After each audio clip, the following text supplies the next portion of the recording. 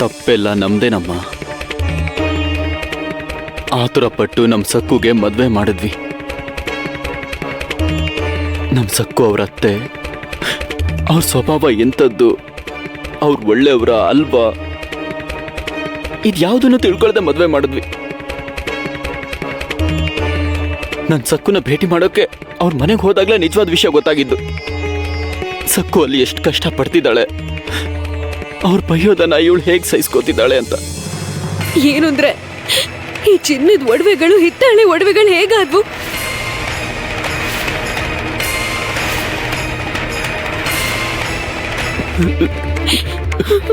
ಇದ್ರ ಬಗ್ಗೆ ನಾವು ತಿಳ್ಕೊಳ್ಳೇಬೇಕು ಉಮಾ. 10 ಹೊನ್ನು ಸಾಲ ತಗೊಂಡಾಗ ಯಜಮಾನ್ರು 110 ಹೊನ್ನು ಮಾಡಿದ್ರಲ್ವಾ, ಈಗ ಕೂಡ ಅಂಥದ್ದೇ ಮೋಸ ನಡೆದಿದೆ. ಬಿಟ್ಬಿಡಿ, ಇವಾಗ ಅದ್ ಮುಖ್ಯ ಅಲ್ಲ. ಚಿನ್ನದ ಒಡವೆಗಳನ್ನ ಮಾಡಿಸಿ ಸಕ್ಕುನ ನಾವು ಅವ್ರ ಅತ್ತೆ ಮನೆ ಕಳಿಸ್ಬೇಕು. ಉಮಾ, ನನ್ನ ಜೀವನನ ಪಣಕ್ಕಿಟ್ಟಾದ್ರೂ ಸಕ್ಕುಗೆ ಒಡವೆಗಳನ್ನ ಮಾಡಿಸ್ತೀನಿ. ನಾವು ಚಿನ್ನದ ಒಡವೆಗಳನ್ನ ಮಾಡಿಸ್ಕೊಡೋವರೆಗೂ ನಮ್ಮ ಮೇಲ್ ಬಂದಿರೋ ಈ ಕಳಂಕ ಹಾಗೆ ಇರುತ್ತೆ. ಪಾಂಡುರಂಗ, ಈ ಸಮಸ್ಯೆಯನ್ನ ನೀನೇ ನಮ್ಮನ್ ಪಾರ್ ಮಾಡ್ಬೇಕು. ನಮ್ ಸಕ್ಕುಜಿನ ನರ್ಕ ಆಗದೆ ಇರೋ ಹಾಗೆ ನೀನೇ ಕಾಪಾಡ್ಬೇಕು. ಭಿಕ್ಷೆ ಕೇಳ್ತಾ ಇದ್ದೀನಿ ಪಾಂಡುರಂಗ, ನಿನ್ ಮುದ್ದಿನ ಸಕ್ಕುನ ಈ ವಿಪತ್ತಿನಿಂದ ಕಾಪಾಡು. ಸಕ್ಕು, ನೀನಿವಾಗ ಎಲ್ಲಿಗೆ ಹೋಗ್ತಿದ್ಯಮ್ಮ? ಅಮ್ಮ, ನಾನು ಪಾಂಡುರಂಗನ್ ನೋಡ್ಕೊಂಡು ಬರ್ತೀನಿ. ಅತ್ತೆ ನಮ್ಮೆಲ್ರಿಗೂ ಹಿಂಸೆ ಕೊಡ್ದನ್ ನೋಡಿ ಅವ್ನು ತುಂಬಾ ಆತಂಕದಲ್ಲಿರ್ತಾನೆ. ಪಾಂಡುರಂಗನ್ ನೋಡ್ಕೊಂಡು ಬರ್ತೀನಿ.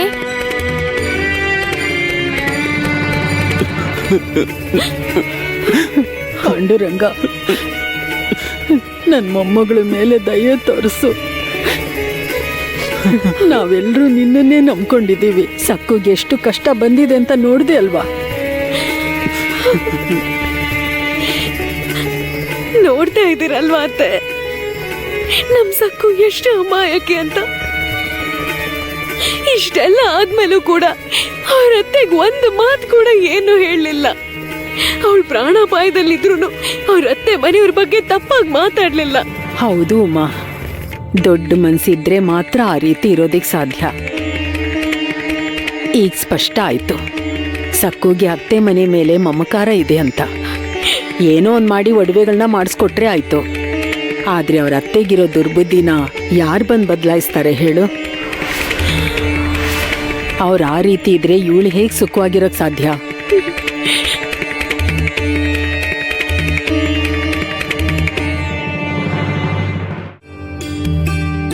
ಪಾಂಡುರಂಗ, ನೀನ್ ನನ್ನ ಜೊತೆಲೇ ಇದೆಯಾ? ಆ ವಿಷಯ ನನಗೆ ಗೊತ್ತು. ಆದ್ರೂ ಕೂಡ ಯಾಕೆ ಹೀಗಾಗ್ತಿದೆ? ನಮ್ಮ ತಾತ ನನಗೆ ಯಾವತ್ತೂ ನಕಲಿ ಒಡವೆಗಳನ್ನು ಕೊಡಲ್ಲ. ಅದೇ ರೀತಿ ನಮ್ಮ ಅಪ್ಪ ಅಮ್ಮ ಯಾಕೆ ನನಗೆ ನಕಲಿ ಒಡವೆ ಕೊಡ್ತಾರೆ? ಅವ್ರು ಯಾವತ್ತೂ ಹಾಗೆ ಮಾಡಲ್ಲ. ಆದ್ರೂ ಕೂಡ ಅತ್ತೆ ಅವ್ರಿಗೆ ಬೈದ್ರು. ಆ ಸಮಯದಲ್ಲಿ ನನ್ನ ಅಮ್ಮ ಅಪ್ಪನ ಮುಖ ನೋಡೋಕ್ಕೆ ಆಗ್ಲಿಲ್ಲ. ಆಗ ಅವ್ರು ಬಂದ್ರು. ಅವ್ರು ಬಂದಿದ್ದಕ್ಕೇನೆ ಊರಲ್ಲಿ ನಮ್ಮ ಮರ್ಯಾದೆ ಉಳಿತು. ಆದ್ರೆ ಪಾಂಡುರಂಗ, ನಿಜಕ್ಕೂ ಇದು ಹೇಗ್ ನಡೀತು? ಚಿನ್ನದ ಒಡವೆಗಳು ಹಿತ್ತಾಳೆ ಒಡವೆಗಳು ಹೇಗಾದ್ವು? ಹಾಗಾಗಿದ್ರೆ ಅತ್ತೆಗ್ ಮುಂಚೆನೆ ಯಾಕೆ ಗೊತ್ತಾಗ್ಲಿಲ್ಲ?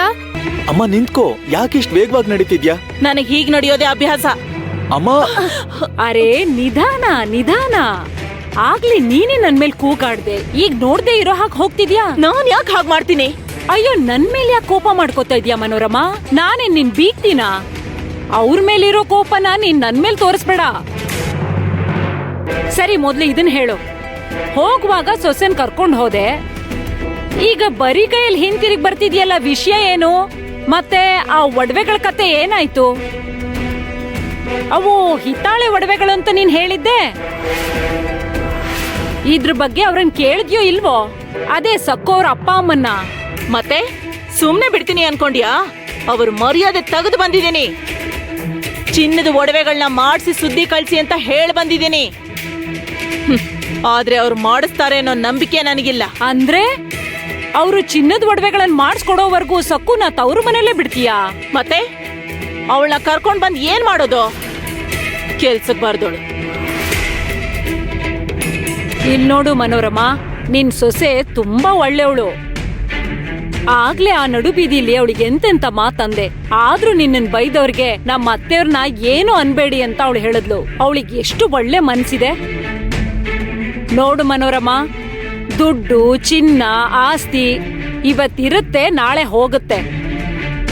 ತಪ್ಪು ಯಾರ್ದು ಅಂತ ಗೊತ್ತಿಲ್ಲ. ನೀನ್ ದೊಡ್ಡೋಳಾಗ್ ಕ್ಷಮಿಸ್ಬಿಡು. ಗುಣ ನೋಡು, ನಿನ್ ಸೊಸೆ ಲಕ್ಷಣವಾಗಿದ್ದಾಳೆ, ಪ್ರಾಮಾಣಿಕಳು ಕೂಡ. ಚಿನ್ನದಂತ ಸೊಸೆನ ಕಳ್ಕೋಬೇಡರಮ್ಮ.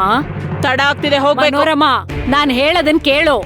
ನೀನು ನಿನ್ ಕೈಯಾರೆ ದಿಗು ಸಂಸಾರನ ಸರ್ವನಾಶ ಮಾಡ್ತಿದ್ಯಾ, ಗೊತ್ತಾಗ್ತಾ ಇದ್ಯಾ ನಿನ್ಗೆ? ಮನೋರಮ, ಸಕ್ಕುನ ದಿಗುನ ಬೇರೆ ಮಾಡೋದು ಒಳ್ಳೇದಲ್ಲ. ಸಕ್ಕು, ದಿಗಂಬರ್ ರಾವ್ ವಯಸ್ಸಿನಲ್ಲಿ ಚಿಕ್ಕವರು. ಈಗ ನಡೆದಿರೋ ವಿಷಯದಲ್ಲಿ ಸಕ್ಕು ಮಾಡಿರೋ ತಪ್ಪೇನಿದೆ ಹೇಳು? ನನ್ ಮಾತ್ ಕೇಳು. ಹಿರಿಯವಳಾಗಿ ಘನತೆಯಿಂದ ನಡ್ಕೊಂಡ್ರೆ ಚೆನ್ನಾಗಿರುತ್ತೆ. ಆದ್ರೂ ನೀನ್ ಇಷ್ಟೊಂದ್ ಕೋಪ ಮಾಡ್ಕೊಂಡ್ರೆ ಹೇಗ್ ಹೇಳು? ನಿನ್ ಸೊಸೆನ ತಕ್ಷಣ ಕರೆಸ್ಕೋ. ನೋಡು, ನಿನ್ ಹೆಸರನ್ನ ಹಾಳ್ ಮಾಡ್ಕೋಬೇಡ. ಈ ಊರಲ್ಲಿ ನಿನ್ಗಿರೋ ಗೌರವ ಮರ್ಯಾದೆ ಮಣ್ ಪಾಲಾಗತ್ತೆ, ಹುಷಾರು. ನಿನ್ಗ್ಯಾರೋ ತಪ್ಪು ಸಲಹೆ ಕೊಡ್ತಾ ಇದಾರೆ, ಕೇಳ್ಬೇಡ. ಆಗಿದ್ದೇನೋ ಆಗೋಗಿದೆ, ಅದನ್ನೆಲ್ಲ ಮರ್ತ್ ಬಿಡು ಮನೋರಮ. ನನ್ ಮಾತ್ ಕೇಳು, ಸೊಸೆನ ಕಳ್ಕೋಬೇಡ. ನಿನಗ ಅರ್ಥ ಆಗ್ತಾ ಇದೆ ಅಲ್ವಾ?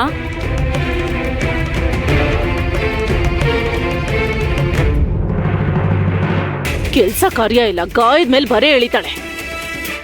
ದೊಡ್ಡೋಳು ಅಂತ ಮರ್ಯಾದೆ ಕೊಟ್ರೆ ನೀತಿ ಪಾಠ ಹೇಳ್ತಾಳೆ. ನನ್ನ ಮರ್ಯಾದೆ ಬಗ್ಗೆ ನಾನ್ ನೋಡ್ಕೋತೀನಿ, ಅದ್ಯಾಕ ಅವಳಿಗೆ? ಈ ಊರಲ್ಲಿ ಅರ್ಧ ಜನರಿಗೆ ಸಾಲ ಕೊಟ್ಟಿದ್ದೀನಿ. ನನ್ನ ಬಗ್ಗೆ ಮಾತಾಡೋ ಧೈರ್ಯ ಯಾರಿಗಿದೆ? ಚಿನ್ನದ ಒಡವೆಗಳನ್ನ ಮಾಡಿಸೋವರೆಗೂ ನಾನು ಸಕ್ಕುನ ಯಾವುದೇ ಕಾರಣಕ್ಕೂ ನಮ್ಮ ಮನೆಗೆ ಸೇರ್ಸಲ್ಲ. ದಿಗು,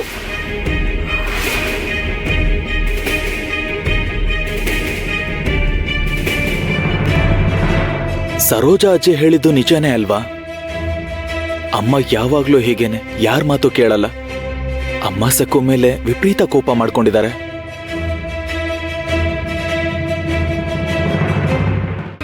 ಪಾಂಡುರಂಗ, ನೀನ್ ನನ್ ಸ್ನೇಹಿತ ಅಲ್ವಾ?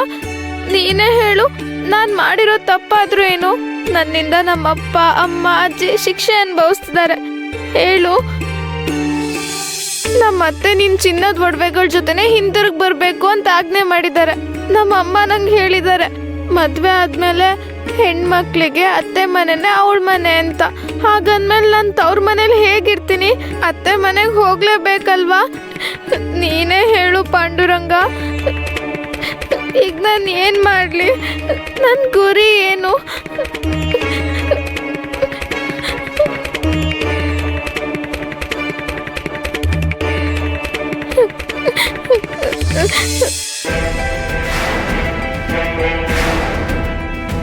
ಪಾಂಡುರಂಗ, ನನ್ಗೇನು ತೋಚ್ತಾ ಇಲ್ಲ ಸ್ವಾಮಿ.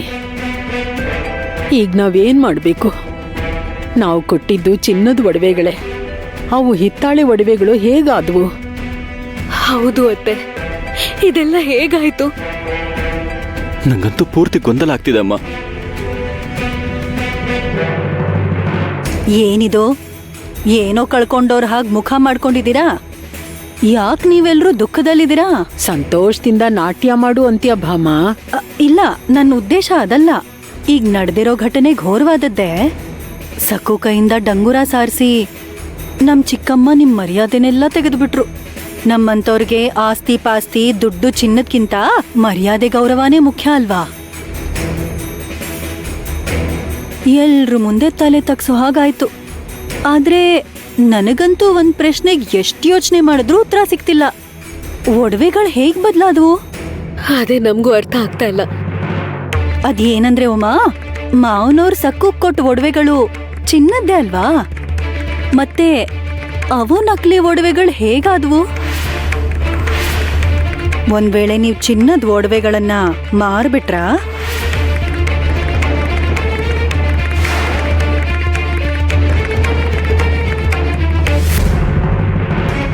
ಅಯ್ಯೋ, ಅದಲ್ಲ ನೋಡಿ, ನಾನ್ ನಿಮ್ ಬಂಧು ಅಲ್ವಾ?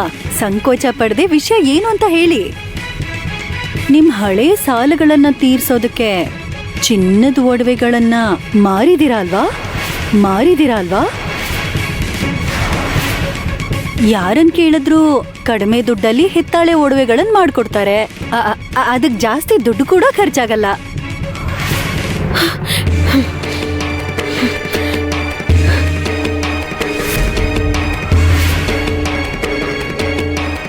ನಾವ್ ಎಂತವ್ರು ಅಂತ ನಿಮಗ್ ಗೊತ್ತಿಲ್ವಾ? ನಮ್ಮನೇಲಿ ಯಾರಿಗೂ ಯಾವುದೇ ರೀತಿ ಸಾಲನೂ ಇಲ್ಲ. ಒಂದ್ ವೇಳೆ ಇದ್ರೂನು ಕೂಡ ಇಂಥ ನೀಚವಾದ ಕೆಲ್ಸನ ನಾವ್ ಯಾವ್ದೇ ಕಾರಣಕ್ಕೂ ಮಾಡಲ್ಲ. ನಮ್ ಕುಟುಂಬದ ಮೇಲೆ ಅನುಮಾನ ಪಡಕ್ಕೆ ನಿಮಗ್ ಧೈರ್ಯ ಎಲ್ಲಿಂದ ಬಂತು? ಅಯ್ಯೋ ದೇವ್ರೆ, ನನ್ ಮೇಲೆ ಯಾಕೆ ಕೂಗಾಡ್ತಿದ್ಯಾ ಉಮ್ಮ? ನೀನ್ ಹೀಗ್ ಗಂಟ್ಲ ಹರಿಯೋ ಹಾಕಿ ಕೂಗಿದ್ರೆ ಈಗ ನಿಮ್ಮೇಲ್ ಬಂದಿರೋ ಆರೋಪ ಅಳಿಸೋಗುತ್ತಾ? ಚಿನ್ನದ ಒಡವೆಗಳು ನಕಲಿ ಒಡವೆಗಳು ಹೇಗಾದ್ವು? ಅವುಗಳಿಗೇನಾದ್ರೂ ಕಾಲಿತ್ತಾ? ಈ ಅನುಮಾನ ಎಲ್ರಿಗೂ ಬರುತ್ತೆ ತಾನೆ? ನಿಮ್ ಬೇಜವಾಬ್ದಾರಿ ತಂದಿಂದ ಈ ಊರಲ್ಲಿ ನಮ್ ಮರ್ಯಾದೆ ಕೂಡ ಮಣ್ಪಾಲಾಯ್ತು. ನಿಜಾನೇ ಭಾಮ, ನಿನ್ ಬಾಧೆ ನನ್ಗರ್ಥ ಆಯ್ತು. ಅದಕ್ಕೆ ಅಲ್ವಾ ನೀನು ನಿಮ್ ಮನೋರಮ ಚಿಕ್ಕಮ್ಮನ ಸ್ವಲ್ಪನೂ ತಡಿಲಿಲ್ಲ. ಪ್ರಾಣ ಹೋದ್ರೂ ಕೂಡ ಇವ್ರು ಸುಳ್ಳು ಹೇಳಲ್ಲ ಅಂತ ನೀನ್ ಅವ್ರಿಗೆ ಹೇಳ್ಬೇಕಾಗಿತ್ತು. ನಾವು ಚಿನ್ನದ ಒಡವೆಗಳನ್ನೇ ಹಾಕ್ ಕಳಿಸಿದ್ವಿ, ಅವು ನಿಮ್ ಹತ್ರನೇ ಹಿತ್ತಾಳೆ ಆಗಿರೋದು. ಹುಡುಕಿ ಅಪರಾಧಿಗಳನ್ನ ಸರಿಯಾಗಿ ಹುಡುಕಿ. ಅಯ್ಯೋ ಅಯ್ಯೋ ಅಯ್ಯೋ ಅಯ್ಯೋ ಅಯ್ಯೋ, ಇದೇನು ವಿಚಿತ್ರ. ನಾನ್ ನಿಮಗ್ ಒಳ್ಳೇದ್ ಮಾಡ್ಬೇಕು ಅನ್ಕೊಂಡ್ರೆ ನೀವ್ ನನಗೆ ಹೇಳ್ತಿದ್ದೀರಾ? ನೀನು ನಮಗ್ ಒಳ್ಳೇದ್ ಮಾಡ್ಬೇಕು ಅನ್ಕೊಂಡ್ಯಾ? ಸುಳ್ಳು ಹೇಳ್ಬೇಡ ಭಾಮ. ಇರು, ನಿನ್ಗೆ ದೊಣ್ಣೆ ಪೂಜೆ ಮಾಡಿದ್ರೇನೆ ಬುದ್ಧಿ ಬರೋದು. ಅಯ್ಯೋ ಹಾ? ಹಾ? ಅಮ್ಮ, ಬೇಡಮ್ಮ.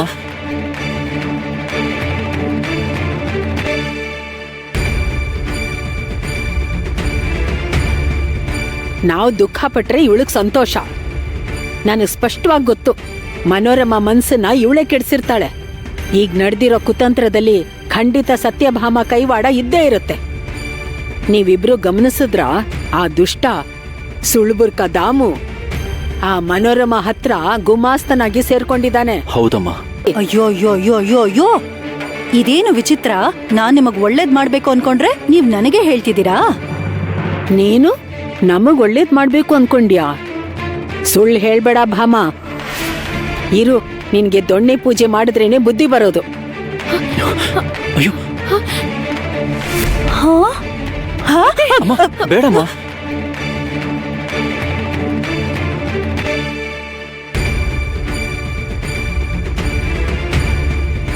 ನಾವು ದುಃಖ ಪಟ್ರೆ ಇವಳಗ್ ಸಂತೋಷ. ನನಗ್ ಸ್ಪಷ್ಟವಾಗಿ ಗೊತ್ತು, ಮನೋರಮ ಮನ್ಸನ್ನ ಇವಳೆ ಕೆಡ್ಸಿರ್ತಾಳೆ. ಈಗ ನಡೆದಿರೋ ಕುತಂತ್ರದಲ್ಲಿ ಖಂಡಿತ ಸತ್ಯಭಾಮ ಕೈವಾಡ ಇದ್ದೇ ಇರುತ್ತೆ. ನೀವಿಬ್ರು ಗಮನಿಸಿದ್ರ ಆ ದುಷ್ಟ ಸುಳ್ಬುರ್ಕ ದಾಮು ಆ ಮನೋರಮ ಹತ್ರ ಗುಮಾಸ್ತನಾಗಿ ಸೇರ್ಕೊಂಡಿದ್ದಾನೆ. ಹೌದಮ್ಮ, ನಾನು ನೋಡ್ದೆ. ಈ ಸತ್ಯಭಾಮ ಆ ದಾಮು ಇಬ್ರು ಕುತಂತ್ರಿಗಳು. ನಮ್ ಸಕ್ಕು ಜೀವನದ ಜೊತೆ ಅವರೆಲ್ಲರೂ ಆಟ ಆಡ್ತಿದ್ದಾರೆ.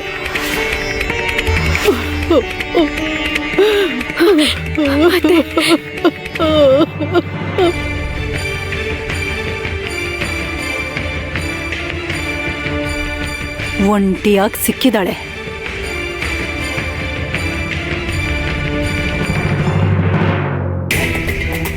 ಏ ಸಕ್ಕು, ನಿಂತ್ಕೋ.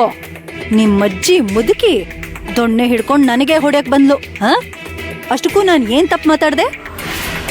ನಿನ್ ಒಡವೆಗಳೆಲ್ಲ ನಕಲಿ ಅಂತ ನಿರ್ಧಾರ ಆಯ್ತು ಅಲ್ವಾ?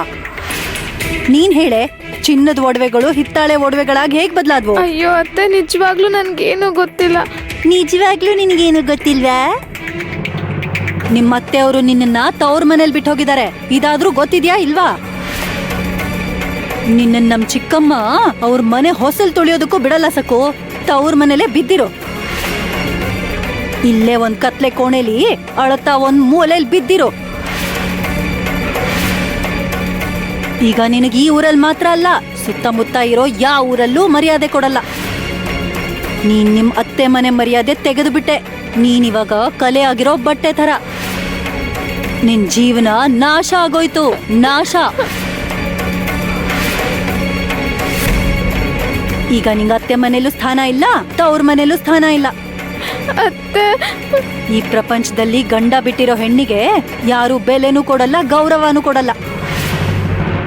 ಇಲ್ಲಿ ಅಸಹಾಯಕಳಾಗಿ ದೇವಸ್ಥಾನದ ಮೆಟ್ಲ ಮೇಲೆ ಕೂತ್ಕೊಳ್ಳೋ ಬದಲು ನಿಮ್ಮ ಅತ್ತೆ ಮನೆ ಬಾಗಿಲ್ ಮುಂದೆ ಸಾಯೋದೇ ಮೇಲು.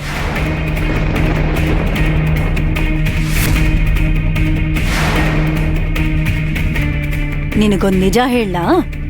ದಿಗಂಬರ್ ರಾವ್ಗೆ ನನ್ ದೊಡ್ಡ ಮಗಳನ್ ಕೊಟ್ಟು ಮದ್ವೆ ಮಾಡೋಣ ಅನ್ಕೊಂಡಿದ್ದೆ. ನೀನು ಮಧ್ಯದಲ್ಲಿ ಅಡ್ಡ ಬಂದೆ.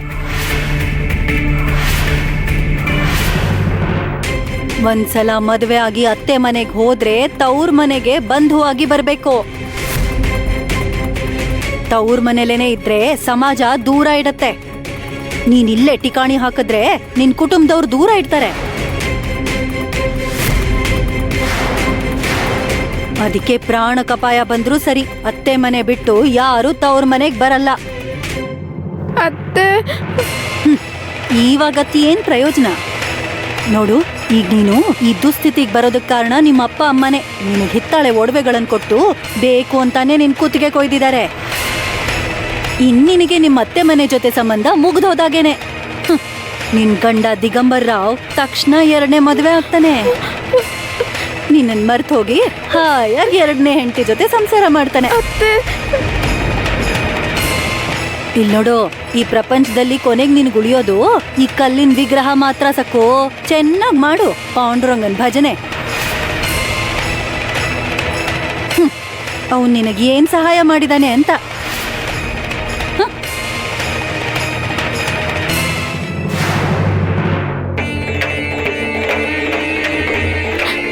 ಪಾಂಡುರಂಗ, ನನ್ನಿಂದ ನಮ್ಮ ಅಮ್ಮ ಅಪ್ಪ ತುಂಬಾ ಕಷ್ಟ ಅನುಭವಿಸ್ತಿದ್ದಾರೆ. ಇನ್ ಮುಂದೆ ಹೀಗಾಗ್ಬಾರ್ದು.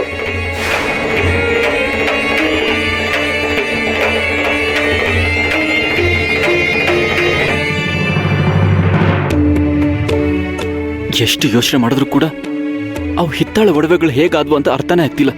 ನಿಜ ಶಿವಪ್ಪ, ಈ ಸಮಸ್ಯೆಯಿಂದ ಕಾರಣ ಇಲ್ದೆ ಸಕ್ಕು ಅವ್ರ ತಾತನ್ಗೆ ಕೆಟ್ಟ ಹೆಸರು ಬರೋ ಹಾಗಿದೆ. ಹಾಗಾಗಕ್ ನಾನು ಬಿಡಲ್ಲ. ನಾನು ಈ ಆಪಾದನೆನ ನನ್ನ ತಲೆ ಮೇಲೆ ಹಾಕೋತೀನಿ. ಆದ್ರೆ ಎಂಥ ಪರಿಸ್ಥಿತಿಲೂ ಮಾವನವ್ರ ಹೆಸರಿಗೆ ಕಳಂಕ ಬರಕ್ ನಾನು ಬಿಡಲ್ಲ.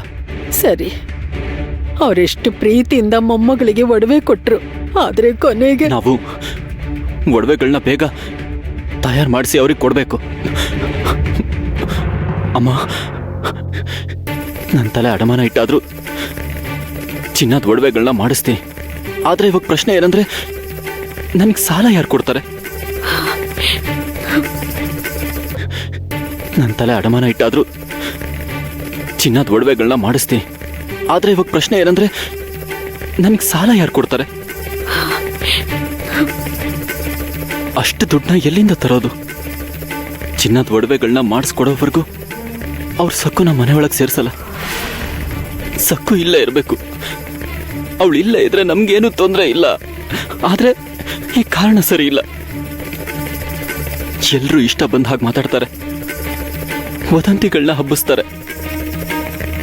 ಎಲ್ಲ ರೀತಿಯಿಂದನೂ ನಮಗೆ ಅವಮಾನ ತಪ್ಪಿದಲ್ಲ. ಅಷ್ಟೇ ಅಲ್ಲ, ಅಪ್ಪ,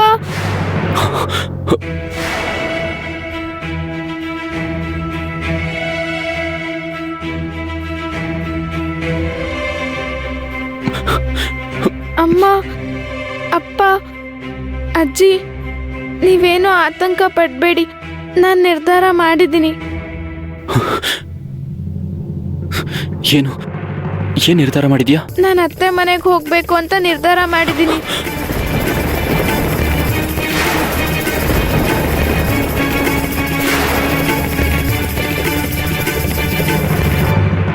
ಅಮ್ಮ, ನಾನು ಹೇಳೋದನ್ನ ಕೇಳ. ಬೇಡದಿಗೋ, ನನಗ್ ನಿನ್ ಜೊತೆ ಮಾತಾಡಕ್ ಸ್ವಲ್ಪನೂ ಇಷ್ಟ ಇಲ್ಲ.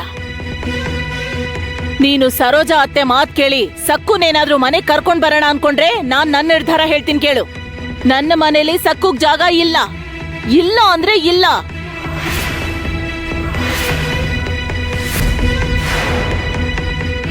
ಹಳೆ ಸಾಮಗ್ರಿ ಕೋಣೆಲೂ ಇರಕ್ ಬಿಡಲ್ಲ.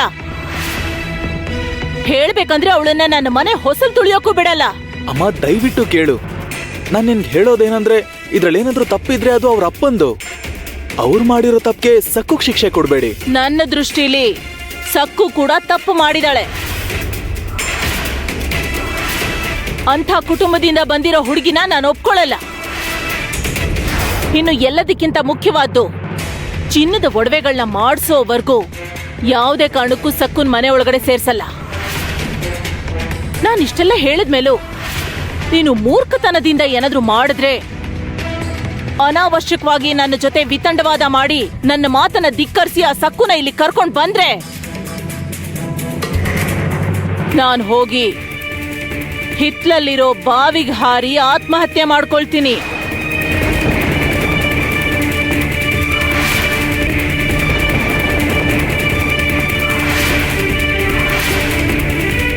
ಇನ್ನು ನಿನಗೆ ಯಾವ ಅಡ್ಡಿನೂ ಇರಲ್ಲ. ಅಯ್ಯೋ ಅಮ್ಮ,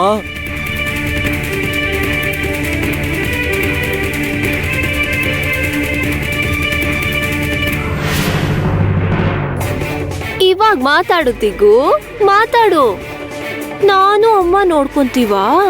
ಎಷ್ಟೆಲ್ಲ ಮಾತಂದೆ ನಂಗೆ. ಇವಾಗ ಮಾತಾಡೋ. ಮುಂದಿದೆ ನಿನಗ್ ಮಾರಿ ಹಬ್ಬ. ಬೇಡ ಸಕ್ಕು, ಬೇಡ. ಆತುರಪಟ್ಟು ಇಂಥ ನಿರ್ಧಾರ ತಗೋಬೇಡ. ನಿಮ್ಮತ್ತೆ ಮೊದ್ಲೇ ತುಂಬಾ ಕೋಪದಲ್ಲಿದ್ದಾರೆ. ಈಗ ನೀನ್ ಹೋದ್ರೆ ನಿನ್ಗವ್ರು ಚಿತ್ರೆ ಹಿಂಸೆ ಕೊಟ್ರೆ ನಿನ್ನಿಂದ ಏನ್ ಮಾಡಕ್ಕಾಗತ್ತೆ? ಅಮ್ಮ, ಅವ್ರು ಯಾವ ಕಾರಣಕ್ಕೂ ಸಕ್ಕುನ್ ಮನೆ ಒಳಗೆ ಸೇರ್ಸಲ್ಲ. ಅವರು ಮೂರ್ಖರು. ಬೇಡ ಸಕ್ಕು, ನಿಮ್ಮತ್ತೆ ಹಠ ಮಾರಿ ಹೀಗೆ ಹೇಳ್ತಾ ಇದ್ದೀನಿ ಅಂತ ಏನು ಅನ್ಕೋಬೇಡ. ನಿಮ್ಮತ್ತೆ ಒಳ್ಳೆಯವರಲ್ಲ, ಕ್ರೂರಿ ದುಷ್ಟೇ ಅವರು. ನಾನು ನಿಮ್ಮನೆಗ್ ಬಂದಾಗ್ಲೇ ನನಗೆ ಅನುಭವ ಆಯ್ತು. ಏನಂದ್ರೆ ತಕ್ಷಣದಲ್ಲೇ ನರ್ಕ ನೋಡ್ದೆ ನಾನು. ಪಾಪ ಸಕ್ಕು ಅಲ್ಲಿ ಹೇಗ್ ಬದುಕ್ತಾ ಇದ್ದಾಳೋ ಯೋಚನೆ ಮಾಡೋದಕ್ಕೂ ಕೂಡ ಭಯ ಆಗುತ್ತೆ. ಇವಾಗ ಅದು ಸಾಲ್ದು ಅಂತ ಹೊಸದಾಗಿ ನಕಲಿ ಒಡವೆಗಳ ಸಮಸ್ಯೆ ಬಂದಿದೆ. ಆದ್ರೆ ಅಮ್ಮ, ನನ್ ಜೊತೆಯಾಗಲ್ಲ ಅವ್ರಿದ್ದಾರೆ. ನೀನ್ ನೋಡ್ದೆ ಅಲ್ವಾ, ಅವ್ರು ನನ್ಗೋಸ್ಕರ ಮೈನಿವರೆಗೂ ಬಂದಿದ್ರು. ನನ್ ಹಿಂದೆ ಬರ್ಬೇಡ ಅಂತ ಅತ್ತೆ ಹೇಳಿದ್ರು, ಆದ್ರೂ ಕೂಡ ಅವ್ರು ಬಂದ್ರು. ನನ್ ಬಗ್ಗೆ ಕಾಳಜಿ ಇರೋದಕ್ಕೆ ಅವ್ರು ಇಲ್ಲಿಗೆ ಬಂದಿದ್ದು. ಅಮ್ಮ, ಮದ್ವೆಲಿ ಸಪ್ತಪದಿ ಸಮಯದಲ್ಲಿ ಯಾವಾಗ್ಲೂ ಅವ್ರ ಜೊತೆನೇ ಇರ್ತೀನಿ ಅಂತ ಪ್ರಮಾಣ ಮಾಡಿದ್ದೀನಿ. ಹಾಗಿದ್ಮೇಲೆ ನಾನು ಇಲ್ಲೇ ಉಳ್ಕೊಂಡ್ರೆ ಅವ್ರು ತಪ್ಪು ತಿಳ್ಕೊತಾರಲ್ವಾ?